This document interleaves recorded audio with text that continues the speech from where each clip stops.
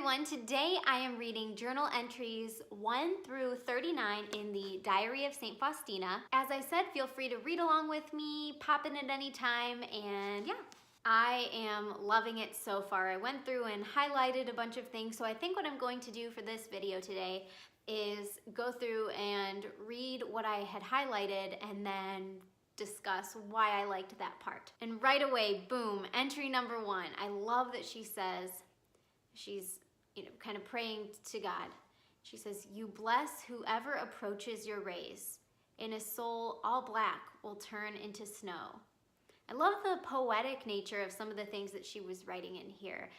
I wasn't expecting that, I guess, from her. It's simple but so profound. A soul all black will turn into snow.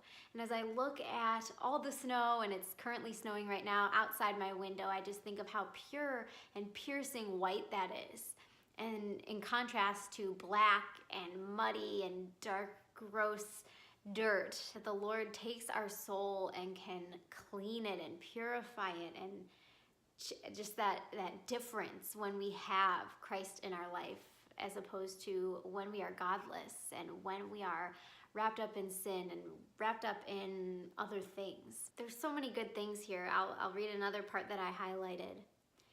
"Jesus, you see how difficult it is for me to write, how unable I am to put down clearly what I experience in my soul.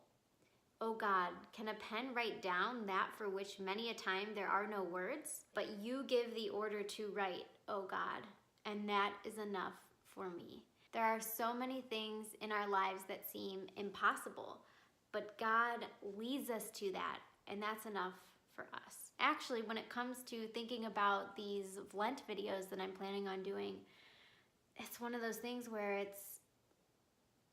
can I really do a video every day? Can I really talk about each bit of this book when I've never read it before and I'm going along with it? But I feel like I'm being led in some way to do this, and that is enough for me. All right, moving on. She says at the age of 7 was the first time that she experienced the definite call of God to join the religious life. And it's interesting what she says directly following that statement. She says, "But I was not always obedient to the call of grace. I came across no one who would have explained these things to me." That's how I feel about our church. That is so profound, because there are a lot of people out there who feel these calls, who feel drawn to God, but they have nobody in their life who is explaining anything about faith to them. And when they do hear things about the faith, it's by people who maybe don't even know what they're talking about, or haven't studied or immersed themselves in scripture or anything. And so they're being improperly catechized. And so we see a lot of people falling away and even hating the Catholic Church because of that. And it's very sad. She goes on to talk about when she was 18 years old, how she asked her parents permission to join the convent, and they flat out did not want her to. They said no. And so she says, "After this refusal, I turned myself over to the vain things of life, paying no attention to the call of grace, although my soul found no satisfaction in any of these things." She goes on to say, "Interiorly, I shunned God, turning with all my heart to creatures. However, God's grace won out in my soul." That's beautiful. However, God's grace won out in my soul. That statement is so relatable to me and to things that I've witnessed other people experiencing in life. We're longing for God, we're looking for Him, searching for Him, and sometimes we're surrounded by people who are not encouraging our pursuit for a relationship with Christ.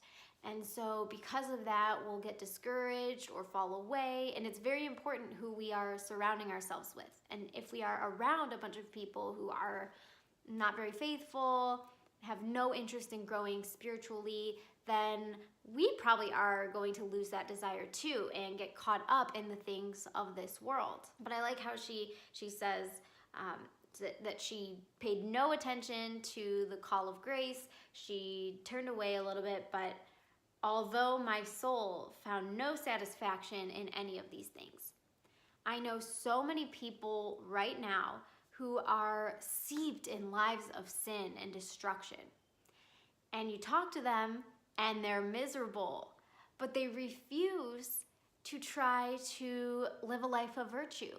And I think we all fall into this in certain ways, but there are some lifestyle choices that people make where they're going out, they're partying, they have absolutely zero self-control with their dating relationships and everything. And they're doing all these things. They're clinging to the alcohol, to the party life, to this and that. Not that it's bad to drink or party, but you know what I'm saying. Like, when that is your way of attaining happiness and contentment and fulfillment, it always comes up short. And they're always miserable, even though they're doing these things that should be fun and exciting. They're coming up short. And we all know that deep down, but we choose sin anyway sometimes. One final thought on this section that I thought was pretty notable was at, let's see, in entry 23, she was talking about how she was experiencing some great misery. And then she says, my soul was in this state for almost 6 months. She was talking about her first vows as a religious sister, and she says, however, even after the vows, darkness continued to reign in my soul for almost a half year. And so she gives this timeline of 6 months, half a year. I don't know, there's something about hearing that timeline that resonates with me in a special way, because I think a lot of times we hear people talking about their struggles and it seems like maybe they had a week or two that were bad and then they eventually got it figured out. And sometimes for me, it feels like I've been battling with struggles for months or years before it resolves itself. And so hearing her timeline of consciously realizing that she was struggling with these difficult situations for this period of time is pretty cool to see, because it makes me want to get better at journaling on my own so that I can put a timeline on the experiences that I have, the stuff that is troubling me, and how long that has been going on. Because I think sometimes it's hard when we are experiencing our own emotions. It's hard to process how much time has truly gone by. So that is all for this little section that I am reading through today. Again, there are so many great little bits of her reflections and thoughts and information in here. So I would encourage you to check this book out if you haven't already, but yeah, feel free to follow along if you have any thoughts on something that I mentioned, or if you are reading the book too. Of course, comment below, but again, pressure free. Goodbye and subscribe for more videos.